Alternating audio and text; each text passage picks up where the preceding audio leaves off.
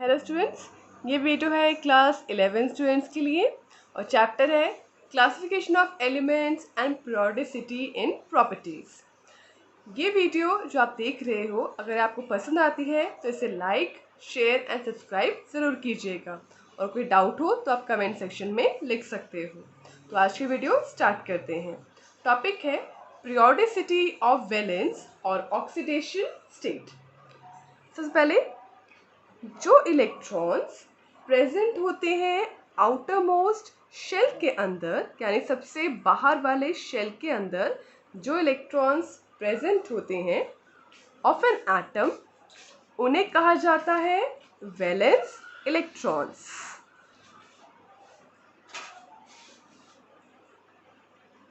और यही इलेक्ट्रॉन्स होते हैं जो डिटरमाइन करते हैं वैलेंस या कह दो valency of the atom.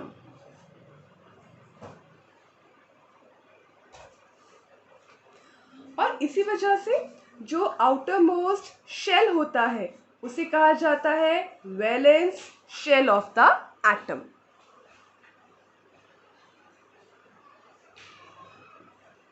Now जब हम एक एलिमेंट्स लेते हैं जो है रिप्रेजेंटेटिव एलिमेंट्स, रिप्रेजेंटेटिव एलिमेंट्स वो एलिमेंट्स होते हैं जो बिलोंग करते हैं एस ब्लॉक को एंड पी ब्लॉक को। तो एस और पी ब्लॉक के जो एलिमेंट्स हैं इन्हें इकट्ठा बोला जाता है रिप्रेजेंटेटिव एलिमेंट्स। नाउ अब हम पता करेंगे कि वैलेंस ऑफ एन एटम किस तरीके से निकाली जाती है। अब हमारे पास ग्रुप है S1 एंड 2। ये जो 1 और 2 ग्रुप है ये S ग्रुप का होता है, यानी S ब्लॉक के एलिमेंट्स का ग्रुप होता है। एंड ग्रुप 13, 14, 15, 16, 17 एंड 18, 13 से लेके 18 तक का जो एक ग्रुप है ये P ब्लॉक के अंदर आता है। नाउ अब फर्स्ट ग्रुप के अंदर वैलेंस इलेक्ट्रॉन कितने होते हैं? होते हैं 1, इसमें होते हैं 2 और इसमें होते हैं 3, 4, 5, 6, 7, 8। अब इस चीज़ को कि वैलेंस इलेक्ट्रॉन कैसे फाइंड आउट करते हैं इसका मैं बताती हूँ आपको। ना ग्रुप 1 में एक एलिमेंट लेते हैं विच इज़ सोडियम। सोडियम का एटॉमिक नंबर होता है 11। तो इसका इलेक्ट्रॉनिक स्ट्रक्चर लिखा जाता है 281। अब लास्ट में इलेक्ट्रॉन कितने हैं? 1। तो ये हैं इसके वैलेंस इलेक्ट्रॉन।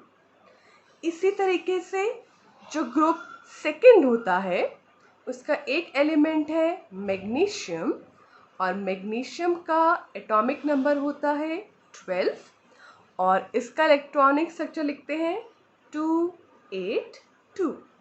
आखिरी में कितने इलेक्ट्रॉन्स हैं? 2। तो इसके वैलेंस इलेक्ट्रॉन हुए 2। नाउ ग्रुप 13 का एक मेंबर है बोरॉन जिसका एटॉमिक नंबर होता है 5, इलेक्ट्रॉनिक स्ट्रक्चर है 2, 3। लास्ट में इलेक्ट्रॉन 3 लिखे गए हैं इसलिए 3 वैलेंस इलेक्ट्रॉन। इसी तरीके से ग्रुप 14 मेंबर है नाइट्रोजन 2, 5। अब इसके अंदर एक ग्रुप 15 का मेंबर है, ठीक है। ये ग्रुप 15 का मेंबर है विच इज नाइट्रोजन। तो और इसका इलेक्ट्रॉनिक स्ट्रक्चर है 2, 5। अब लास्ट में इलेक्ट्रॉन कितने हैं? 5। तो ये ग्रुप 15 में फॉल करता है और वैलेंस इलेक्ट्रॉन है इसके 5।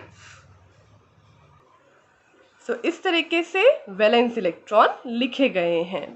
अब बारी है वैलेंस की। अब वैलेंस कैसे निकाला जाता है? वैलेंस 2 तरीकों से आप पता करते हो।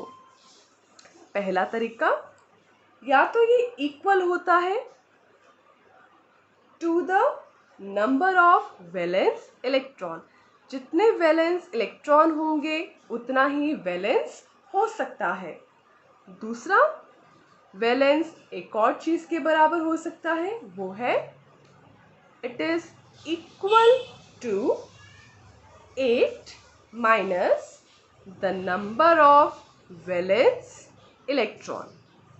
तो वैलेंस को हम दो तरीकों से निकाल सकते हैं।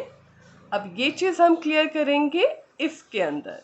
ना फर्स्ट वैलेंस इलेक्ट्रॉन 1 है तो इसका वैलेंस होता है 1, यानी valence is equal to number of valence electron. Valence electron 1 है तो वैलेंस भी उसके बराबर का हो जाएगा। 2 के अंदर भी वैलेंस होता है 2, इसके अंदर 3, 4, यानी जो वैलेंस है वो वैलेंस इलेक्ट्रॉन के बराबर है। अब बारी है 15 की। 15 ग्रुप में वैलेंस इलेक्ट्रॉन है 5।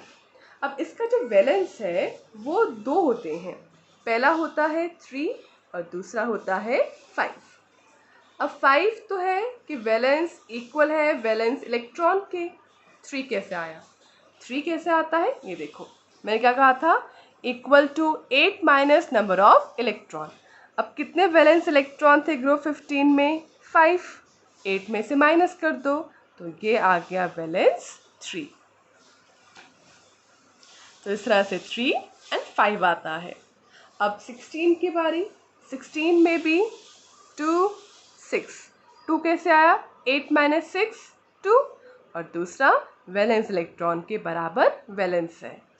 इस तरीके से इसमें है 1, 7 और इसमें है 0। ठीक है, तो ये होती हैं वैलेंस ऑफ ग्रुप्स। और एक ग्रुप जो है फर्स्ट, सेकेंड, 13, 14, 15, 16, 17 और 18 के हैं। एक और चीज़, इसका वैलेंस 8 भी होता है। ठीक है, it is equal to number of valence electron. So S block और पी ब्लॉक के जो एलिमेंट्स हैं उन्हें इकट्ठा बोला जाता है रिप्रेजेंटेटिव एलिमेंट्स। ये है वैलेंस रिप्रेजेंटेटिव एलिमेंट्स के। दूसरे एलिमेंट्स होते हैं ट्रांजिशन एलिमेंट्स, जो डी ब्लॉक के एलिमेंट होते हैं, और दूसरे होते हैं इनर ट्रांजिशन एलिमेंट्स, ये एफ ब्लॉक के एलिमेंट्स होते हैं। तो ये है डी ब्लॉक के एलिमेंट्स और ये है एफ ब्लॉक के एलिमेंट्स। ट्रांजिशन डी ब्लॉक के और inner transition elements F block के।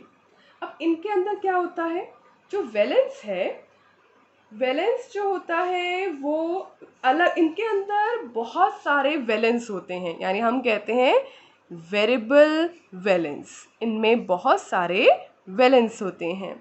ये वैलेंस इसलिए होते हैं क्योंकि इनके अंदर वैलेंस इलेक्ट्रॉन भी पार्टिसिपेट करता है, साथ ही साथ डी या एफ के इलेक्ट्रॉन भी पार्टिसिपेट करते हैं। सो इनके अंदर वैलेंस इलेक्ट्रॉन के साथ साथ जो डी और एफ के इलेक्ट्रॉन हैं ये भी इन्वॉल्व होते हैं। हम कहेंगे डी और एफ इलेक्ट्रॉन। तो इनके अंदर बहुत सारे वैलेंस वेरिएबल वैलेंस होते हैं ट्रांजिशन या इनर ट्रांजिशन एलिमेंट्स के अंदर। इनके अंदर जो कॉमन वैलेंस होता है वो 2 और 3 का होता है। इसके बारे में जो ज़्यादा डिटेल्स है वो आप क्लास 12th में स्टडी करोगे। नाउअडेज आजकल जो टर्म ऑक्सीडेशन स्टेट है वो इस्तेमाल की जाती है फॉर वैलेंस, यानी वैलेंस की जगह पर ऑक्सीडेशन स्टेट का टर्म वर्ड इस्तेमाल किया जाता है। अब हमारे पास दो कंपाउंड्स हैं, फर्स्ट है OF2 and second is Na2O। ठीक है, दो कंपाउंड्स हैं हमारे पास।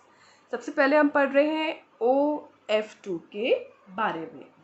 अब उससे पहले हमें पता होना चाहिए कि इलेक्ट्रोनेगेटिविटी किस एटम की ज़्यादा है एक कंपाउंड के अंदर। हमारे पास एक कंपाउंड है ऑक्सीजन और फ्लोरीन में से फ्लोरीन की इलेक्ट्रोनेगेटिविटी ज़्यादा होती है और F का इलेक्ट्रॉनिक कॉन्फ़िगरेशन होता है 1s2, 2s2, 2p5।